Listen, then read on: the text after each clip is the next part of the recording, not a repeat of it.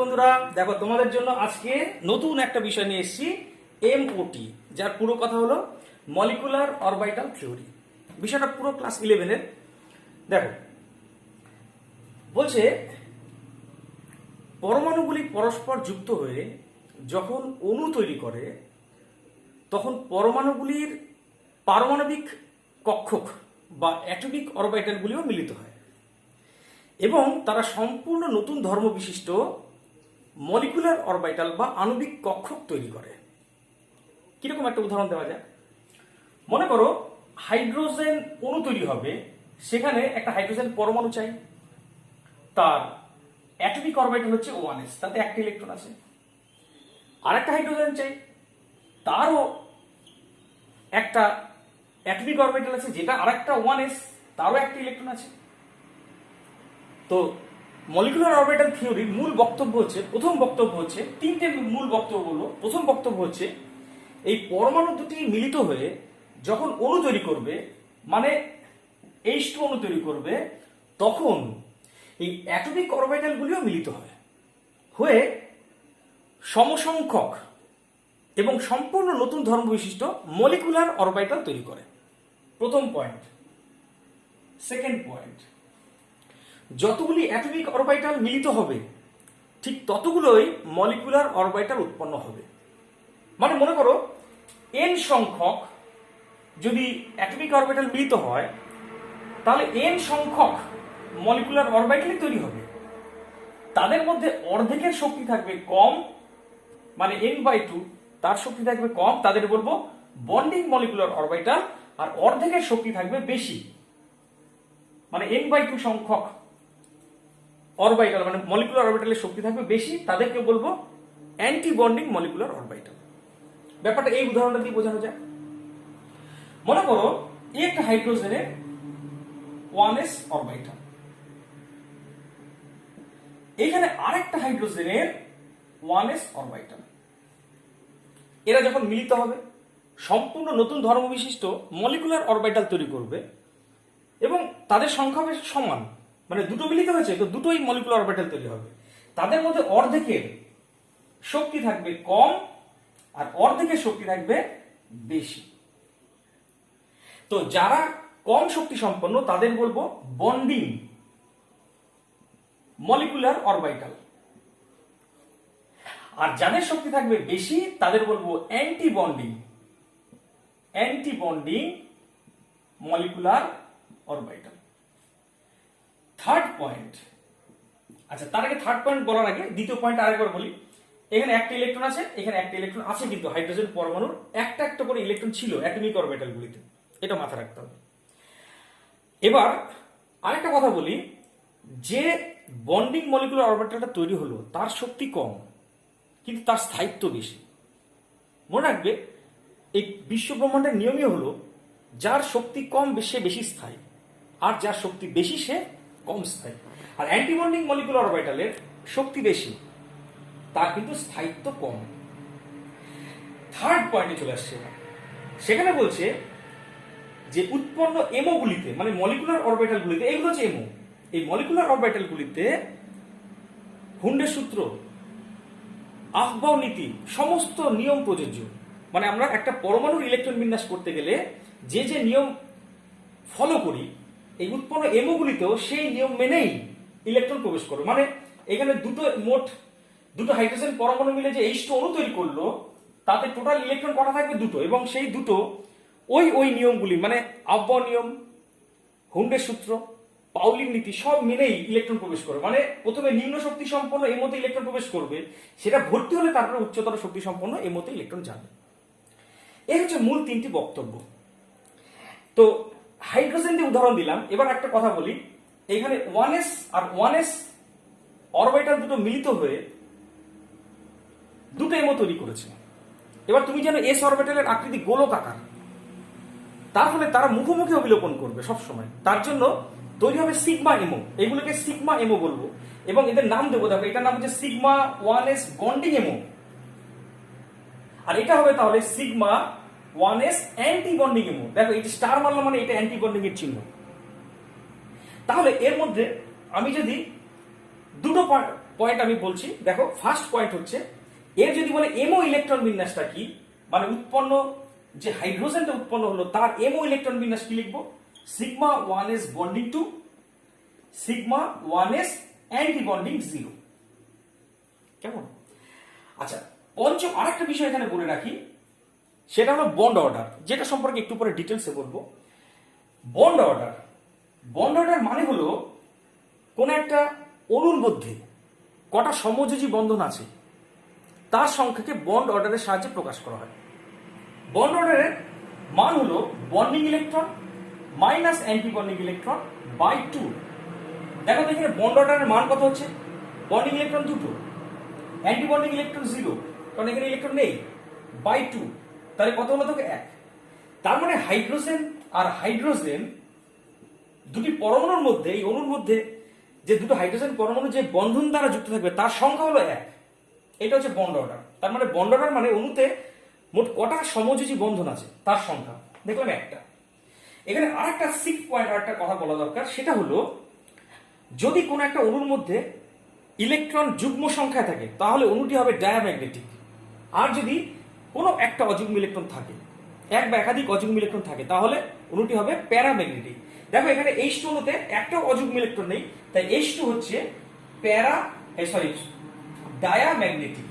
Diamagnetic এই হচ্ছে খুব সিম্পল ভাবে বললাম। তাহলে এই অনুসারে তুমি যদি হিলিয়ামটাকে দেখো, সাপোজ হিলিয়াম অণুর কথায় চলে আসে, হিলিয়ামকে দেখছি এবার। হ্যাঁ, তাহলে আমার এবার আলোচ্য বিষয় হচ্ছে হিলিয়াম, He2। দেখো হিলিয়াম, সেখানেও দুটো পরমাণু থাকবে, সেখানে আমি ইলেকট্রন বিন্যাস লিখবো একটা হিলিয়ামের 1s2, আর একটা হিলিয়ামকে দেখাবো সেটা হচ্ছে 1s2। তাহলে এবার এই হিলিয়ামের পরমাণু দুটি, মানে এইখানে লিখলাম 1s এ দুটো ইলেকট্রন আছে, একটা হিলিয়াম পরমাণু আছে, এটা হাইড্রোজেনের ব্যাপার ছিল, এটা বাদিকে রাখলাম। তো আরেকটা হিলিয়াম পরমাণু আছে, তারও 1s এ দুটো ইলেকট্রন আছে, এখানে হিলিয়ামকে রাখলাম। তাহলে তারা যখন পরস্পর, এই দুটো অ্যাটমিক অরবিটাল যখন পরস্পর মিলিত হবে তখন দুটো এমো তৈরি করবে, তাদের মধ্যে একটার শক্তি থাকবে কম, তাকে বলবো বন্ডিং সিগমা 1s বন্ডিং এমো, আরেকটার শক্তি থাকবে বেশি, তাকে বলবো সিগমা 1s অ্যান্টি বন্ডিং এমো। এবার সব থেকে কম শক্তি সম্পন্ন এমোতে ইলেকট্রন আগে গেল, ইলেকট্রন তো মোট 2 দিয়ে 4টে, তারপরে অ্যান্টি বন্ডিং এমোতে ইলেকট্রন গেল। তাহলে এবার যে 3টে নিয়ম এখানে লিখেছিলাম, সেই 3টে নিয়ম কি হলো? নাম্বার 1 রুল, হিলিয়ামের এমও ইলেকট্রন বিন্যাস লিখব, এমও ইলেকট্রন বিন্যাস কি লিখবো? দেখো প্রথমে লিখবো sigma 1s bonding 2, sigma 1s anti bonding 2। এবার দ্বিতীয়, এর বিও বার করবো, বিও মানে বন্ড অর্ডার, অর্থাৎ হিলিয়াম অণুতে মানে He2 যদি থাকে তাহলে সেখানে দুটি পরমাণুর মধ্যে কটা বন্ড আছে দেখব, সেটা হলে কত দেখো তো, bonding electron minus anti bonding electron by 2। তাহলে দেখো bonding electron 2 minus anti bonding electron 2 by 2 equal to 0। অর্থাৎ আমরা দেখলাম হিলিয়াম আর একটা হিলিয়াম পরমাণুর মধ্যে কোনো বন্ধন থাকে না, কোনো বন্ধনই থাকে না, অর্থাৎ হিলিয়াম 2 অণুর কোনো অস্তিত্ব নেই। অর্থাৎ হিলিয়াম হচ্ছে এক পরমাণু, He2 এর কোনো অস্তিত্ব নেই, অর্থাৎ হিলিয়াম পরমাণুগুলি একা একা থাকে। সমস্ত নিষ্ক্রিয় মৌলের ক্ষেত্রে এটা দেখানো যায় যে তারা হচ্ছে এক পরমাণু। তাহলে এটা প্যারাম্যাগনেটিক কি ডায়াম্যাগনেটিক এটা বলার কোনো অপেক্ষাই রাখে না, তাহলে হিলিয়াম হচ্ছে এক পরমাণু। এটা খুব সিম্পল কয়েকটা কথা বললাম। এবার এর পিছনে যে কঠিন কঠিন কয়েকটা বিষয় আছে সেটা নিয়ে আলোচনা করছি।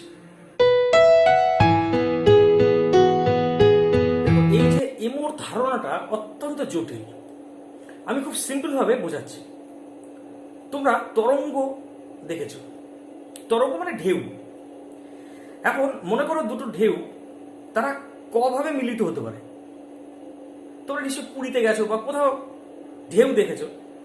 তো ঢেউ বা তরঙ্গ কভাবে মিলিত হতে পারে? দুভাবে। এক হতে পারে কি, একটা ঢেউ আরেকটা ঢেউর সাথে একইভাবে মিলিত হলো, মানে একই দিকে মিলিত হলো, তখন দুটো ঢেউ বা দুটো তরঙ্গ পরস্পরের শক্তি পরস্পরকে বেশি জোরে আন্দোলিত হতে সাহায্য করবে। কল্পনা করে দেখো, দুটো তরঙ্গ যখন একে অপরের সাথে মিলিত হবে তখন কিন্তু একে অপরকে বেশি স্থায়িত্ব প্রদান করবে। ঢেউটা অনেক দূর পর্যন্ত যাবে। আর যদি এমনটা হয় দুটো ঢেউ পরস্পর বিপরীতভাবে এসে মুখোমুখি মিলিত হলো, তখন কিন্তু একে অপরের শক্তি ক্ষয় করবে, মানে একে অপরের শক্তি নষ্ট করে দেবে। এখানেও তাই। আচ্ছা, যে ঘটনাটা বললাম সেটা এখানে দেখো। মনে করো একটা ঢেউকে আমি সাই এ দ্বারা প্রকাশ, এটাকে সাই বলে, হ্যাঁ কেমন, এটা সাই সাই এ দ্বারা দেখিয়েছি, আর একটা ঢেউকে সাই বি দ্বারা দেখিয়েছি। এখানে দেখো দুটো ঢেউই সমদশায়, মানে একই দশায় পরস্পর মিলিত হয়েছে। তার ফলে কি একজন আরেকজনকে বেশি স্থায়িত্ব প্রদান করবে। ফলে আমি লিখেছি সাই ইকুয়াল টু, মানে উৎপন্ন যে বড় ঢেউটা হলো, বড় তরঙ্গটা হলো, তাকে প্রকাশ করছি সাই এর সাহায্যে। সাই সমান তাহলে কি লিখলাম, সাই এ প্লাস সাই বি। হ্যাঁ দেখো, এইটা আর এইটা যোগ করলে যেটা সেটা এটা, কেমন। এবার যদি ঢেউ দুটি বা তরঙ্গ দুটি পরস্পর বিপরীত ভাবে এসে তাহলে একে অপরকে ধ্বংস করবে। তাহলে এই নিচে দেখানো হয়েছে দুটো ঢেউ বা দুটো তরঙ্গ পরস্পর বিপরীত ভাবে মিলিত হয়েছে। তার ফলে কি একজনার দ্বারা আরেকজনার কি বলবো স্থায়িত্ব বিনষ্ট হবে। তাহলে এখানে লিখেছি সাবস্ট্রাকশন, মানে এইটা থেকে এইটা মাইনাস করলে যেটা হবে সেটা হবে এর হাইট। এখানে যেমন দুটো যোগ হয়েছিল তাই আমি লিখেছি অ্যাডিশন, এইটা হয়েছিল দুটোর যোগফলের সমান। আর এখানে কিন্তু হলো সাবস্ট্রাকশন, মানে এইটা থেকে এইটুকু ডিফারেন্স করলে পরে যেটা পাবো সেটা হচ্ছে উৎপন্ন তরঙ্গটির দৈর্ঘ্য। তাহলে আমরা দেখতে পাচ্ছি যদি দুটো তরঙ্গের আকার যদি সেম থাকতো তাহলে এখানে কিন্তু অ্যাকচুয়ালি একটা সিম্পল লাইন পেতাম, কোনো তরঙ্গই পেতাম না। এখানেও হয় সেরকম ঘটনা। এখানে দুটো অ্যাটমিক অরবিটাল, হাইড্রোজেনের দুটো অ্যাটমিক অরবিটাল, মানে দুটো হাইড্রোজেনের দুটো অ্যাটমিক অরবিটাল মিলিত হয়েছে। তুমি জানো যে অ্যাটমিক অরবিটালের মধ্যে ইলেকট্রন থাকে, এবং ইলেকট্রন যখন নিউক্লিয়াসের চারদিকে ঘুরে তখন সে তরঙ্গ তৈরি করে।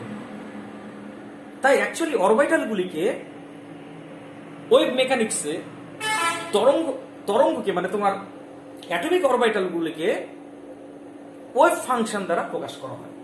আরেকবার রিপিট করছি, যেহেতু ইলেকট্রনগুলি নিউক্লিয়াসের চারপাশে যখন আবর্তন করে তখন তারা তরঙ্গ তৈরি করে।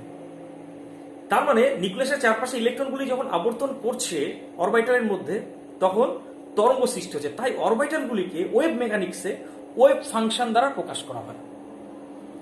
মনে করো এটা একটা হাইড্রোজেন পরমাণু, তার 1s অরবিটাল, তার একটা ওয়েভ ফাংশন থাকবে, সেটা হচ্ছে মনে করো সাই এ। এক হাইড্রোজেন পরমাণু, এই পরমাণুর নাম দিলাম মনে করো এইচ এ। আর এটা একটা হাইড্রোজেন পরমাণু, এই হাইড্রোজেন পরমাণুটা তাকে নাম দিলাম এইচ বি। তাহলে তার যে 1s অরবিটাল আছে তারও একটা ওয়েভ ফাংশন থাকবে এইচ বি। তারপরে এবার এইচ এ আর এইচ বি মানে দুটো হাইড্রোজেন পরমাণু যখন মিলিত হলো তখন তারা এইরকম ভাবে অ্যাডিশন এ যেতে পারে, মানে একই দশা আপতিত হতে পারে। দুটো পরমাণুর দুটো অরবিটাল, অর্থাৎ তাদের অরবিটালগুলির যে ওয়েভগুলি বা তরঙ্গগুলি যদি সমদশা আপতিত হয় তাহলে তৈরি করবে কিন্তু বন্ডিং এমোর। তাহলে বন্ডিং এমোর ওয়েভ ফাংশন হবে সাই equal to Sai A plus Sai B. এইটা হচ্ছে তোমার বন্ডিং এমোর ওয়েভ ফাংশন, মানে বন্ধন সৃষ্টিকারী মলিকুলার অরবিটালের ওয়েভ ফাংশন হচ্ছে সাই এ প্লাস সাই বি, একে অপরকে স্থায়িত্ব প্রদান করলো। আর যদি তারা বিপরীত দশা আপতিত হয়, মানে দুটো পরমাণু যখন মিলিত হলো তাদের যে অ্যাটমিক অরবিটাল দ্বারা সৃষ্ট তরঙ্গ যদি বিপরীত দশা আপতিত হয় তাহলে যে মলিকুলার অরবিটালটা তৈরি হবে সেইটাকে আমি লিখবো সাই অ্যাস্টারিক, মানে এটা হচ্ছে অ্যান্টি বন্ডিং এর চিহ্ন, ইজ ইকুয়াল টু সাই এ, মানে এর হচ্ছে ওয়েভ ফাংশন, এই atomic orbital wave function minus সাই বি। দেখো এইটা ঘটেছে এই ক্ষেত্রে, নিচেরটার ক্ষেত্রে যেখানে মাইনাস হয়ে গেছিল। আর এই ঘটনাটা ঘটেছে বন্ডিং এমোর ক্ষেত্রে ঘটেছে কোনটা, এই উপরের ঘটনাটি। অর্থাৎ দুটি অ্যাটমের অরবিটালের তরঙ্গগুলি যদি সমদশা আপতিত হয় তখন তৈরি করবে বন্ডিং এমো, আর যদি অ্যাটমিক অরবিটালের তরঙ্গগুলি যদি বিপরীত দশা আপতিত হয় তখন তৈরি করবে অ্যান্টি বন্ডিং এমো। দেখো এবার আমরা বন্ডিং এবং অ্যান্টি বন্ডিং ইলেকট্রন সম্পর্কে জানবো। তুমি জানো বন্ডিং ইলেকট্রনগুলি নিচে অবস্থান করে, সেগুলি কিন্তু অণুকে স্থায়িত্ব প্রদান করে। আর অ্যান্টি বন্ডিং ইলেকট্রনগুলি উপরে অবস্থান করে, সেগুলি অণুকে অস্থায়ী করে। তাই যদি bonding electron is greater than anti bonding electron হয়, এই লিখলাম, হ্যাঁ, bonding electron is greater than anti bonding electron হয়, তাহলে অণু হবে স্থায়ী। আর যদি bonding electron is less than anti bonding electron, যেটা হওয়ার সম্ভাবনা খুব কম, তাহলে অণুটি হবে অস্থায়ী। আর যদি bonding electron is equal to anti bonding electron হয়, তবুও অণুটি হবে অস্থায়ী। একটা বিষয় বললাম। দ্বিতীয় বিষয়টি হচ্ছে বন্ড অর্ডার। লিখলাম বন্ড অর্ডার বা বন্ধন ক্রম, সংক্ষেপে বলা হয় বিও। বন্ড অর্ডার মানে কি? বলছে কোন একটা অণুতে পরমাণুগুলির মধ্যে যে সমযোজী বন্ধন থাকে তার সংখ্যাকে বন্ড অর্ডারের সাহায্যে প্রকাশ করা হয়। আর বন্ড অর্ডার হিসেব করার একটা নিয়ম আছে, BO equal to bonding electron minus anti bonding electron by 2। এখন এই বন্ড অর্ডারের সম্পর্কে তিনটে কথা বলি। প্রথম কথা হচ্ছে বন্ড অর্ডারের মান যদি ইকুয়াল টু পজিটিভ হয়, বন্ড অর্ডারের মান যদি পজিটিভ হয় তবে অণুটি হবে স্থায়ী। আর যদি বন্ড অর্ডারের মান ইজ ইকুয়াল টু 0 হয় অথবা নেগেটিভ হয় তবে অণুটি হবে অস্থায়ী। সব কটা কথা খুব ভালো করে শুনবে কিন্তু। বন্ড অর্ডারের মান যদি পজিটিভ হয় তাহলে অণুটি হবে স্থায়ী। কেন? কারণ পজিটিভ হওয়া মানে কি, দুটি পরমাণুর মধ্যে বন্ধন আছে। আর বন্ড অর্ডারের মান 0 অথবা নেগেটিভ হওয়ার অর্থ কি, পরমাণুগুলির মধ্যে, পরমাণু যদি এক্স এক্স ধরি তার মধ্যে কোনো বন্ধন, মানে তোমার কোনো বন্ধনই নেই, তাহলে অণুটিকে হবে অস্থায়ী। কেমন? আচ্ছা, দ্বিতীয় একটা কথা বলছি, খুব ইম্পর্টেন্ট। বিওর মান যত বৃদ্ধি পাবে, মানে বন্ড অর্ডারের মান যত বৃদ্ধি পাবে, তীর চিহ্ন উপরের দিকে দেখলাম, মানে বিওর মান বেশি হলে পরে অণুটির স্থায়িত্ব বৃদ্ধি পাবে এবং অণুটির বন্ধন বিয়োজন শক্তির মানও বেশি হবে। অর্থাৎ BO is directly proportional to বন্ধন বিয়োজন শক্তি। বিওর মান বেশি তো বন্ধন বিয়োজন শক্তির মান বেশি, বিওর মান কম তো বন্ধন বিয়োজন শক্তির মানও কম। আর থার্ড একটা বিষয় বলবো, সেটাও খুব ইম্পর্টেন্ট, সেটা হলো বিওর মান বেশি হলে পরে বন্ধন দৈর্ঘ্য হ্রাস পায়। কেন? আমি তোমাকে একটা উদাহরণ দিই। মনে করো কোনো একটা অণু এক্স পরমাণু আর একটা এক্স পরমাণু, তার মধ্যে একটা বন্ধন আছে, তার মানে বিওর মান 1, বিও ইকুয়াল টু 1। এক্স একটা পরমাণু আর একটা এক্স পরমাণু, তাদের মধ্যে ডবল বন্ড আছে, তাহলে বিওর মান ইকুয়াল টু 2। এক্স আর এক্স এর মধ্যে যদি ট্রিপল বন্ড থাকে তাহলে বিও ইকুয়াল টু 3। এই তো। এবার খেয়াল করো, যত মাল্টিপ্লিসিটি অফ বন্ড বাড়ে তত পাই বন্ধনের সংখ্যা বাড়ে, আর পাই বন্ধনের সংখ্যা বাড়লে কিন্তু বন্ধন দৈর্ঘ্য ছোট হতে যায়। তার মানে বিওর মান যত বাড়বে বন্ধন দৈর্ঘ্য তত হ্রাস পাবে। তার মানে BO is inversely proportional to বন্ধন দৈর্ঘ্য। এটা মনে রাখতে হবে। অর্থাৎ বন্ড অর্ডারের মান বাড়লে বন্ধন দৈর্ঘ্য কমবে, বন্ড অর্ডারের মান কমলে বন্ধন দৈর্ঘ্য বাড়বে।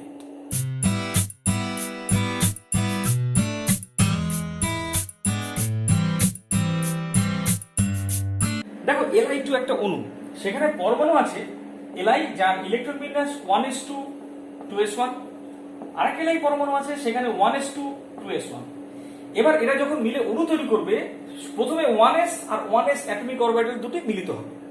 তাহলে 1s আর এইখানে আরেকটা 1s, এইটা হচ্ছে একটা লিথিয়াম পরমাণুর, মানে এইটা মনে করো, এইটা হচ্ছে আরেকটা লিথিয়াম পরমাণুর, মানে এইটা।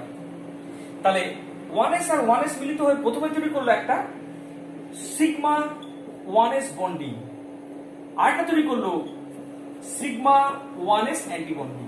এবং লিথিয়ামের 1s এর কটা ইলেকট্রন ছিল দেখো? দুটো। আর লিথিয়ামের 1s এর দুটো ছিল। এবার এই দুটো চারটি ইলেকট্রন প্রবেশ করলো প্রথমে বন্ডিং এর মধ্যে, তারপরে অ্যান্টি বন্ডিং এর মধ্যে। এবার 2s 2s মিলিত হবে। 2s যেহেতু একটু বেশি শক্তি তাই উপরে লিখবো। এটা মনে রাখবে, যত উপর দিকে যাচ্ছি তত শক্তি বাড়ছে, কিন্তু এটা মাথায় রাখতে হবে, শক্তি বাড়ছে। তাহলে 2s আর 2s এর শক্তি বেশি বলে উপরে লিখলাম।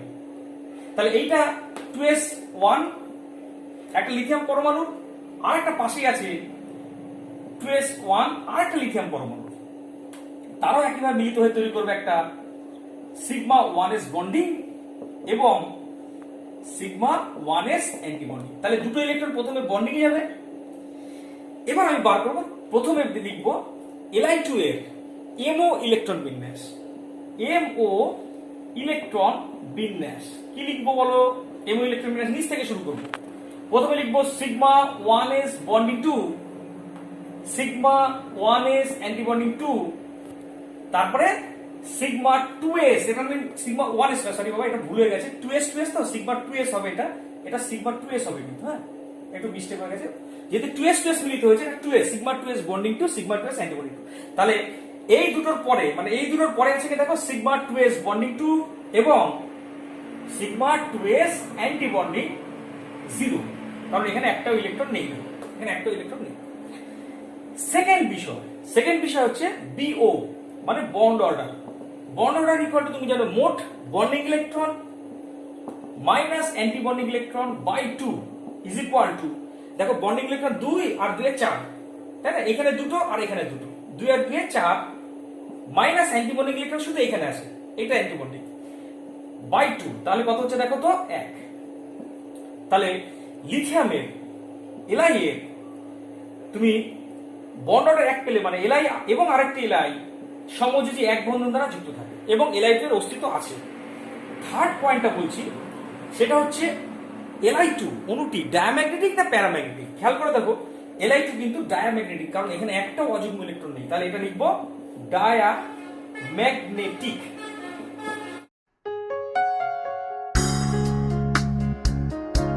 একইভাবে Be2, মানে বেরিলিয়ামের ক্ষেত্রে দুটো বেরিলিয়াম পরমাণু আছে, প্রথমে 1s আর 1s কম্বিনেশনে গেল, দিয়ে তৈরি করলো sigma 1s bonding, sigma 1s antibonding. তারপরে 2s মিলিত হয়ে তৈরি করলো, 2s মিলিত হয়ে sigma 2s bonding, sigma 2s antibonding. তাহলে একইভাবে দেখো এর MO ইলেকট্রন বিন্যাস লিখবো sigma 1s bonding 2, sigma 1s antibonding 2, তারপর দেখো সিগমা 2s বন্ডিং 2, তারপর দেখো সিগমা 2s অ্যান্টিবন্ডিং 2। এবার 2 নম্বর পয়েন্ট হচ্ছে এর BO ইকুয়াল টু, দেখো মোট bonding electron minus antibonding electron by 2। দেখো বন্ডিং ইলেকট্রন হচ্ছে 2 আর 2 4 মাইনাস 4 বাই 2 সমান 0, অর্থাৎ B2 এর কোনো অস্তিত্ব নেই, অর্থাৎ B এবং B এর মাঝখানে কোনো বন্ড নেই, মানে এরা হচ্ছে এক পরমাণু।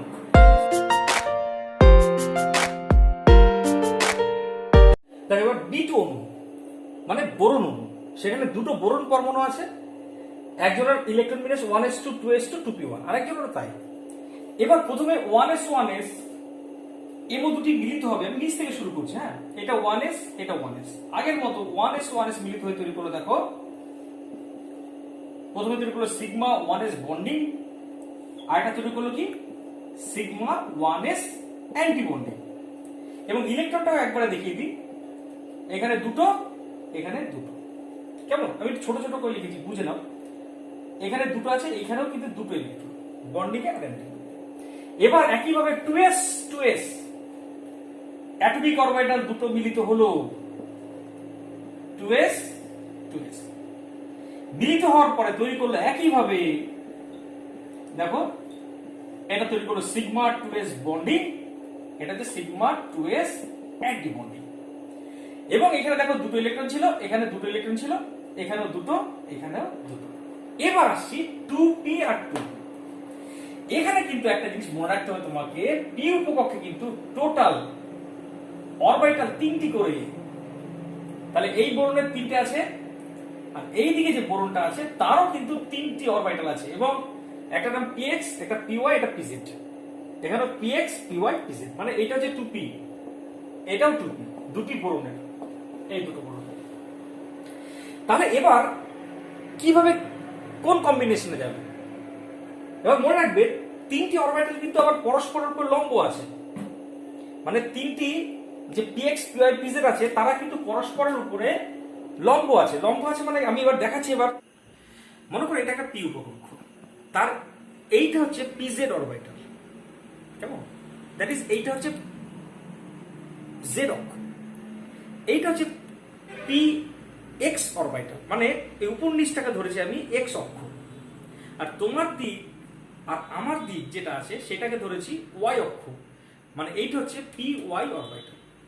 এবার এইটা আরেকটা বোরনের পি উপকক্ষ, তার একইভাবে এইটা হচ্ছে পিজেড অরবিটাল, এইটা হচ্ছে পিএক্স অরবিটাল, এটা অরবিটাল। দেখো সবাই সবার উপর লম্ব আছে। এবার আন্তর্জাতিক নিয়ম অনুসারে ধরা হয় যে জেড অক্ষ বরাবর অভিলোপন হয়, মানে মুখোমুখি অভিলোপন হয় জেড অক্ষ বরাবর। তাহলে দেখো তো এই জেড অক্ষ বরাবর হলো মুখোমুখি অভিলোপন, তাহলে এই বরাবর হবে সিগমা বন্ড। তাহলে এই যে পিজেড পিজেড দুটো এমও তৈরি করবে, একটা হবে সিগমা টু পিজেড বন্ডিং আর একটা হবে sigma two PZ anti bonding. এবার পাই বন্ধন হতে যাচ্ছে, দেখো পার্শ্বীয় অভিলোপন হবে, এই ডান দিকে লাল আর উপরের কালো, এই দুটোর মধ্যে এইটা হচ্ছে 2px, এই লালটাও 2px, তারা পার্শ্বীয় অভিলোপন তৈরি করে পাই বন্ড তৈরি করলো। একটা নাম হচ্ছে পাই 2px বন্ডিং হবে, আর একটা হবে পাই 2px অ্যান্টি বন্ডিং। একইভাবে তোমাদের দিকে যে দুটো আছে, একটা যে 2py আর একটা এইটা 2py, তারাও পাশাপাশি অভিলোপন করলো, করে তৈরি করলো দেখো পাই 2py bonding, pi 2py anti bonding. তাহলে কি দাঁড়ালো প্রথম থেকে বলছি, এইটা মুখোমুখি অভিলোপন সিগমা বন্ড তৈরি হবে, তার ফলে তৈরি হবে একটা sigma 2pz bonding, sigma 2pz anti bonding. আর পাশাপাশি অভিলোপন করলো 2px, তাই তৈরি করলো pi 2px bonding, pi 2px anti bonding.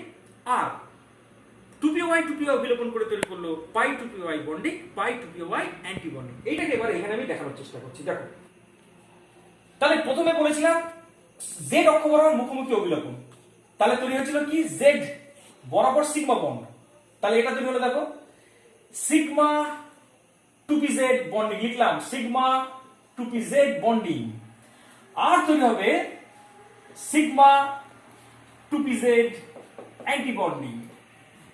ঠিক আছে, এবার 2px পাই বন্ড তৈরি করেছিল, তাই তৈরি হবে দেখো একটা, এখানে লিখলাম পাই 2px বন্ডিং, আর এদিকে তৈরি হবে দেখো পাই 2px অ্যান্টি বন্ডিং। আর 2py পাশাপাশি অবলম্বন করেছিল, মানে পাই বন্ড তৈরি করেছিল, এবং 2px আর 2py এর যদি শক্তি সমান, তাই তারা পাশাপাশি অবস্থান করবে, এবং এইটাকে নাম দেবো পাই 2py বন্ডিং, আর এই পাশে রাখবো পাই 2py অ্যান্টি বন্ডিং। কেমন, এটাকে জুড়ে দিলাম। তাহলে আমি 2p থেকে কি পেলাম দেখো তো, এইখানে পেলাম পাই 2px bonding, pi 2py bonding, তারপরে পেলাম সিগমা 2pz বন্ডিং, তার উপরে পেলাম পাই 2px anti bonding, pi 2py anti bonding, আর সবার উপরে পেলাম সিগমা 2pz অ্যান্টি বন্ডিং। এবার ইলেকট্রন দেখো, এখানে একটা ইলেকট্রন আছে, এখানে একটা ইলেকট্রন, তাহলে সেই ইলেকট্রন দুটিকে আমি দেখালাম। এবার দেখো দুটো ইলেকট্রন মিলে এমও গুলিতে যাবে, এমও আছে দেখো এই দুটো পাই 2px bonding, pi 2py bonding, এই দুটো সমশক্তি সম্পন্ন, তাই দুটো দিয়ে একটা একটা করে ইলেকট্রন থাকবে। তাহলে বোরনের প্রথম লিখবো এমও ইলেকট্রন বিন্যাস, লিখলাম এমও ইলেকট্রন বিন্যাস। কেমন পাচ্ছি দেখো তো বোরনের এমও ইলেকট্রন বিন্যাস, সিগমা 1s, এই নিচ থেকে শুরু করছি, bonding 2, sigma 1s anti bonding 2, sigma 2s bonding 2, sigma 2s anti bonding 2, তারপরে দেখো পাই 2px 1, পাই 2py 1। এটা হচ্ছে এমও ইলেকট্রন বিন্যাস, সব একটা একটা করে আছে শেষে। দ্বিতীয় হচ্ছে এর BO bond order, bond order মানে bonding electron minus anti bonding electron by 2। দেখো বন্ডিং ইলেকট্রন কটা আছে, 2, 2 4, আর এই 2 6, মাইনাস অ্যান্টি বন্ডিং ইলেকট্রন কটা আছে দেখো 2 আর 2 4 বাই 2, তাহলে কত হচ্ছে দেখো 1, মানে B2 এর মানে বোরন অণুর অস্তিত্ব আছে। ঠিক আছে, তৃতীয় হচ্ছে এটা ডায়াম্যাগনেটিক না প্যারাম্যাগনেটিক, দেখো এটা প্যারাম্যাগনেটিক কিন্তু, কারণ এখানে দেখো দুটো অযুগ্ম ইলেকট্রন আছে, তাহলে এটাকে লিখবো প্যারাম্যাগনেটিক। একইভাবে বোরনের যেমন দেখালাম, তেমনি একইভাবে যদি বোরনের পরে কে থাকে জানো তুমি, কার্বন। যদি কার্বনেরটা দেখাতে চাই তাহলে দেখো তো কার্বনের 1s2, 2s2, 2p2, আরেকটা কার্বন পরমাণু 1s2, 2s2, 2p2, সব একই থাকবে, শুধু শেষে দেখো কার্বনের 2pতে দুটো আছে, এই কার্বনের 2pতে দুটো আছে, তাহলে দুটো দুটো করে ইলেকট্রন আনবো, সেক্ষেত্রে ইলেকট্রন এখানে চলে আসবে। এবং সেক্ষেত্রে দেখো সিগমা এই এমও ইলেকট্রন বিন্যাসের ক্ষেত্রে পাই 2px 1 না করে লিখবো পাই 2px 2 আর একটা পাই 2py 2। এখানে বিও মানে বন্ড অর্ডার সমান হবে bonding electron minus anti bonding electron, সেক্ষেত্রে অ্যান্টি বন্ডিং ইলেকট্রন ওই 4ই থাকবে, কিন্তু বন্ডিং ইলেকট্রনের সংখ্যা কিন্তু আরো দুটো বেড়ে যাবে। তাই এখানে 8 মাইনাস 4/2 মানে 2। এবং এটা প্যারাম্যাগনেটিক না, কার্বনের ক্ষেত্রে সেটা কি হয়ে যাবে দেখো, ডায়াম্যাগনেটিক। আচ্ছা, কার্বনটা তো বুঝলাম। একইভাবে যদি নাইট্রোজেন হয়, মানে নাইট্রোজেন অণু, তাহলে এখানে লিখলাম উপরে দেখো N2 অণু। নাইট্রোজেন অণুর ক্ষেত্রে দুটো নাইট্রোজেন পরমাণু 1s2 2s2 2p3, আরেকটা নাইট্রোজেন পরমাণু 1s2 2s2 2p3। সেক্ষেত্রে দেখো সব সেম থাকবে, শুধু 2p তে একটা ইলেকট্রন আসবে এক্সট্রা, কারণ এই দেখো তিনটে করে আছে। তাই একটা নাইট্রোজেনের এখানে নাইট্রোজেন পরমাণু যেটা আছে তার সেখানে 3টে আছে। আরেকটা নাইট্রোজেনের পরমাণুরও দেখো 2p তে 3টে ইলেকট্রন আছে, এবং 3 আর 3 6। তাহলে ইলেকট্রন যাবে কি π2px এর দুটো, π2a এর দুটো, কিন্তু এইখানেও আরো দুটো যাবে, যেহেতু এখানে টোটাল 6টা ইলেকট্রন আছে। আর এমও ইলেকট্রন বিন্যাসটা কি হবে, এমও ইলেকট্রন বিন্যাসের ক্ষেত্রে ঠিক আগের মতোই থাকবে সব, শুধু এখানে কি চলে আসবে দেখো sigma 2pz2, sigma 2pz bonding 2। আর বিও মানে bond order equal to bonding electron minus anti bonding electron by 2, ঠিক আছে। সেক্ষেত্রে বন্ডিং ইলেকট্রনের জায়গায় দেখো বেড়ে যাবে আরো দুটো, কেন 2 আর 2 4, আর এইখানে দেখো 6টা আছে বন্ডিং ইলেকট্রন, তাহলে এখানে 8 এর জায়গায় কত লিখবো দেখো 10। আর অ্যান্টি বন্ডিং ইলেকট্রন সেই 4টেই আছে, কেন 4টে, এই 2 আর এই 2, এই 2 আর 2 এর মানে 4টে অ্যান্টি বন্ডিং ইলেকট্রন আছে। তাহলে 10 মাইনাস 4/2 সমান সমান 3। হ্যাঁ, নাইট্রোজেনের তো দুটো পরমাণুর মধ্যে 3টে বন্ড থাকে, অর্থাৎ নাইট্রোজেনের বন্ড অর্ডারের মান 3, মানে এরা সমযোজী বন্ধন, 3টে সমযোজী বন্ধন দ্বারা পরমাণু দুটো যুক্ত থাকে। এবার সেটা প্যারাম্যাগনেটিক না ডায়াম্যাগনেটিক, এটা কিন্তু ডায়াম্যাগনেটিক। কেন ডায়াম্যাগনেটিক, কারণ দেখুন এখানে একটা অযুগ্ম ইলেকট্রন নেই, সব যুগ্ম ইলেকট্রন, তাই নাইট্রোজেন কিন্তু ডায়াম্যাগনেটিক।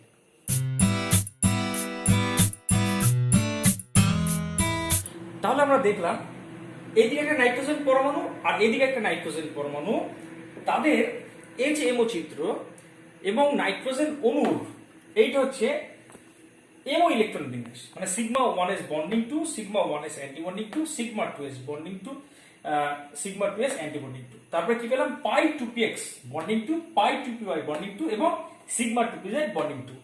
বিও নাইট্রোজেন অণুর বন্ড অর্ডার ইকুয়াল টু পেলাম 3, এবং নাইট্রোজেন পেলাম ডায়াম্যাগনেটিক। তোমাকে এখান থেকে যদি বলে এবার N2 প্লাসের এমও ইলেকট্রন বিন্যাস, N2 প্লাসের এমও ইলেকট্রন বিন্যাস যখন করব, তখন একদিকে নাইট্রোজেন ধরবো কিন্তু আরেক দিকে ধরবো একটা nitrogen plus ion. N2 plus মানে ধরবো একটা N এবং একটা N প্লাস, তাহলে N প্লাস মানে একটা ইলেকট্রন কম, কেমন? তাহলে টোটাল ইলেকট্রন সংখ্যা কমে গেছে, তাহলে উৎপন্ন অণু তো একটা ইলেকট্রন কম থাকবে, তাই সিগমা 2pz থেকে একটা ইলেকট্রন বার করে দেবো। তাহলে এমও ইলেকট্রন বিন্যাসেও একটা ইলেকট্রন বার করে দিয়ে 2 এর পরিবর্তে 1 করে দেবো। তাহলে এইটা হচ্ছে নাইট্রোজেন 2 প্লাসে, নাইট্রোজেন প্লাসের মানে নাইট্রোজেন অণুত্বটা ছিল, আর N2 প্লাসের তাহলে এমও ইলেকট্রন বিন্যাস কি করব, এটাকে এর মধ্যেই রাখি, 2 কেন করবো, এটাকে 1 কেন করবো, 2 রাখলাম, নাইট্রোজেনের যেহেতু 2 রেখেছি। আর N2 প্লাসের ক্ষেত্রে কি করবো, 2টাকে কি করে দেবো, 1 করে দেবো, এবং সেক্ষেত্রে নাম্বার 1 এ N2 প্লাস বলে এমও ইলেকট্রন বিন্যাস এবার লিখছি। শুধু পার্থক্যটা কোথায় বুঝতে পারলে, সিগমা 2pz এর জায়গায় এখানে যে দুটো আছে তার পরিবর্তন হবে একটা, কারণ N2 প্লাস মানে একটা ইলেকট্রন বেরিয়ে গেছে। তাহলে এবার লিখছি এমও ইলেকট্রন বিন্যাস সব সেম থাকবে, শুধু এখানে 2 এর পরিবর্তে 1 হয়ে যাবে, কারণ 1 হয়ে গেল। তাহলে কি লিখলাম, sigma 1s2 sigma 1s anti bonding 2, এইটাকে ফলো করে লিখছি sigma 2s2 sigma 2s anti bonding 2, spy 2px 2 পাই 2py, এটা 2py 2 সিগমা 2pz 1। এইটা হচ্ছে N2 প্লাস আয়নের এমও ইলেকট্রন বিন্যাস। এবার যদি এর বিও বার করি, BO bond order equal to, দেখো মোট বন্ডিং ইলেকট্রন কটা আছে, দেখো মোট বন্ডিং ইলেকট্রন 10টা থেকে একটা কমে গেছে মানে 9, মাইনাস অ্যান্টি বন্ডিং ইলেকট্রন কিন্তু 2 আর 2 4ই আছে, বাই 2 সমান সমান আমি পাচ্ছি দেখো 2.5। এটা ডায়াম্যাগনেটিক না প্যারাম্যাগনেটিক N2 প্লাস, দেখো প্যারাম্যাগনেটিক, কারণ এখানে একটা সিঙ্গেল ইলেকট্রন আছে, তাহলে এখানে লিখবো প্যারাম্যাগনেটিক। আচ্ছা, একইভাবে তোমাকে যদি N2 মাইনাসের কথা বলে, N2 মাইনাস, তাহলে N2 মাইনাস করতে গেলে আগে ভাবতে হবে N2 মানে নাইট্রোজেন অণুটা কেমন ছিল। নাইট্রোজেন অণুটা আবার ফিরে আসলাম, নাইট্রোজেন অণু মানে এখানে 2pতে 3টে 2pতে 3টে মানে এরকম, এবং ইলেকট্রন বিন্যাস ছিল এরকম, এটা নাইট্রোজেন অণু। এবার নাইট্রোজেন অণু বলিনি, এবার কি বলেছি বলতো, N2 মাইনাস, তাহলে এখানে লিখলাম N2 মাইনাস। তার এবার দেখবো সেক্ষেত্রে ধরো একটা নাইট্রোজেন পরমাণু থাকে আর একটা নাইট্রোজেন এন মাইনাস আয়ন থাকে। এন টু মাইনাসকে কি ধরবো? দুটো জিনিসের সমষ্টি, একটা হচ্ছে এন পরমাণু আর একটা এন মাইনাস আয়ন। তাহলে এন মাইনাস আয়ন যদি ধরি তাহলে তাতে একটা এক্সট্রা ইলেকট্রন আছে, তাহলে সেটাকে এখানে দিলাম। তাহলে উৎপন্ন এন টু মাইনাস আয়নের, এইটা হচ্ছে এন টু মাইনাস আয়নের মাঝের গুলি সব এমও, তাতে একটা এক্সট্রা ইলেকট্রন থাকবে এবং সেই এক্সট্রা ইলেকট্রনটা কোথায় যাবে? এবার অ্যান্টি বন্ডিং যাবে। তার মানে এন টু মাইনাস আয়নের এমও ইলেকট্রন বিন্যাস এরকমই হবে, শুধু শেষে পাই টু এক্স অ্যান্টি বন্ডিং এ একটা এক্সট্রা ইলেকট্রন আসবে। তাহলে প্রথমে লিখছি এর এমও ইলেকট্রন বিন্যাস। এমও ইলেকট্রন বিন্যাসটা কি লিখবো? সব একই রকম, আমি এইটা ফলো করে লিখছি, নাইট্রোজেনটাকে ফলো করে কি লিখবো? Sigma 1s2, sigma 1s anti bonding 2, sigma 2s2, sigma 2s anti bonding 2, পাই 2px 2, পাই 2py bonding 2, sigma 2pz bonding 2 এবং লাস্ট পাই 2px অ্যান্টি বন্ডিং 1। তাহলে এবার যদি বলি এর বিও বন্ড অর্ডার সমান সমান, দেখো নাইট্রোজেনের যে কটা বন্ডিং ইলেকট্রন সে কটা বন্ডিং ইলেকট্রন থাকবে, মাইনাস অ্যান্টি বন্ডিং ইলেকট্রন শুধু একটা বেড়ে গেছে, তাই না? অ্যান্টি বন্ডিং এ গেছে একটা এক্সট্রা ইলেকট্রন, তাহলে 4 আর 5 হবে বাই 2। তাহলে দেখো তো বন্ড অর্ডারের মান কত হলো? 2.5। এবার আমি এই তিনজনকে তুলনা করব, নাইট্রোজেন N2+ এবং N2- আয়নকে তুলনা করব। কিভাবে তুলনা করছি? প্রথম হচ্ছে, এক নম্বর হচ্ছে এদের বিও এর ক্রম, বিও এর ক্রম মানে বন্ধন ক্রম যেটা আছে, মানে বন্ড অর্ডার যেটা আছে তার ক্রমে সাজাচ্ছি। দেখো সব থেকে বেশি বন্ড অর্ডার হচ্ছে নাইট্রোজেনের, ইজ গ্রেটার দেন, তারপর আছে দেখো N2+, কেন নাইট্রোজেনের 3 ছিল বিও, N2+ এর বিও দেখো 2.5 আর N2- এরও বিও দেখো 2.5 ইজ ইকুয়াল টু N2-। একটা ক্রম হয়ে গেল। দ্বিতীয় ক্রম হচ্ছে স্থায়িত্ব, স্থায়িত্বের ক্রম। এখানে লিখলাম স্থায়িত্বের ক্রম, স্থায়িত্বের ক্রম। কেমন? স্থায়িত্ব দেখো সব থেকে বেশি স্থায়ীর মধ্যে যার বিও বেশি সে, অর্থাৎ স্থায়িত্ব দেখবে সব থেকে বেশি হচ্ছে N2। তারপরে স্থায়িত্ব হচ্ছে দেখো N2+। এবার ভাববো N2+ আর N2- এর মধ্যে কে বেশি স্থায়ী।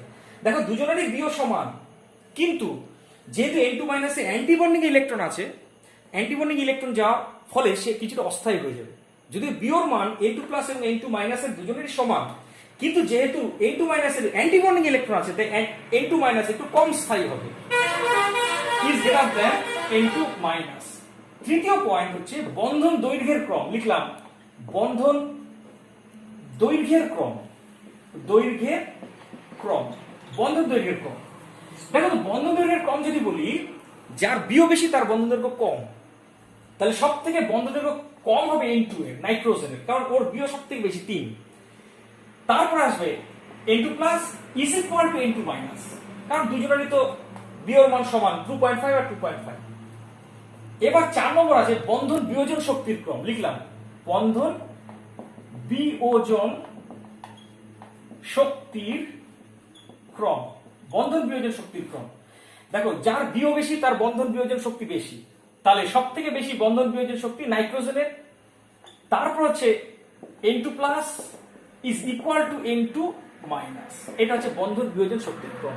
তা এই 4টে বিষয় আলোচনা করলাম।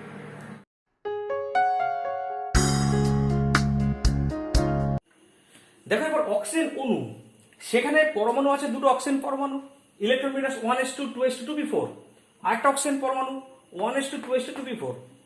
দেখো অক্সিজেন আর নাইট্রোজেনের সবই সেম, শুধু এক জায়গায় পার্থক্য, সেটা কি বলি?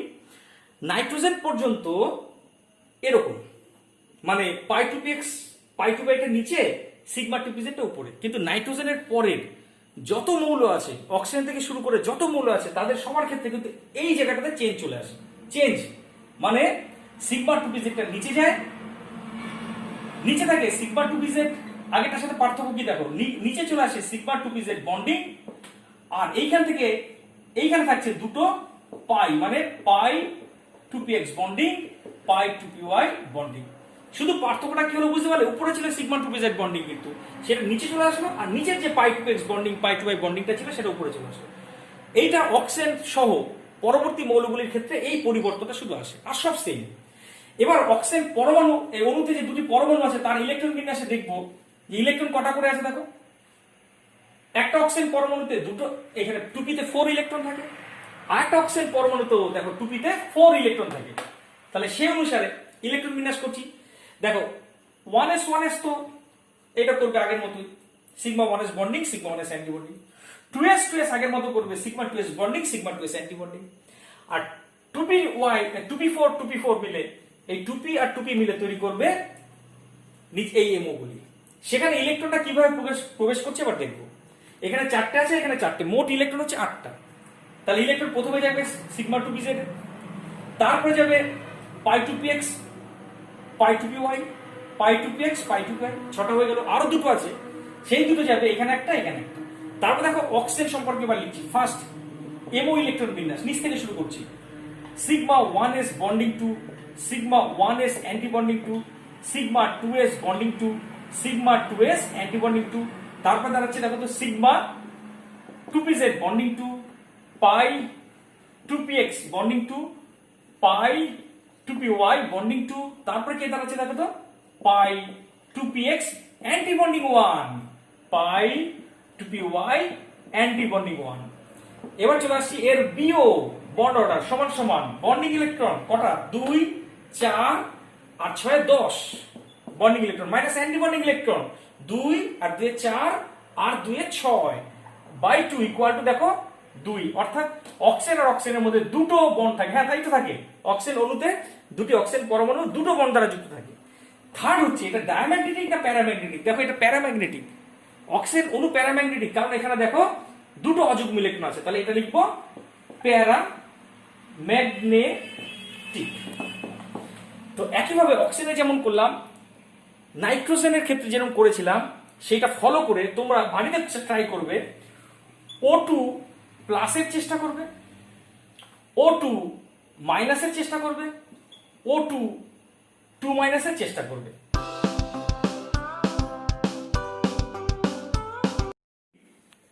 O2 প্লাস বলে, তাহলে দেখো ধরবো কি একটা অক্সিজেন পরমাণু আছে, আর একটা কিন্তু ধরবো অক্সিজেন প্লাস আয়ন, দুটোর কম্বিনেশনে O2 প্লাস। ও প্লাস বলতে একটা ইলেকট্রন কম আছে, তাহলে উৎপন্ন আয়নটিতেও একটা ইলেকট্রন কম থাকবে। সেটা কোথা থেকে বেরোবে, সবার উপরে যে শক্তি সম্পন্ন এমও আছে সেখান থেকে।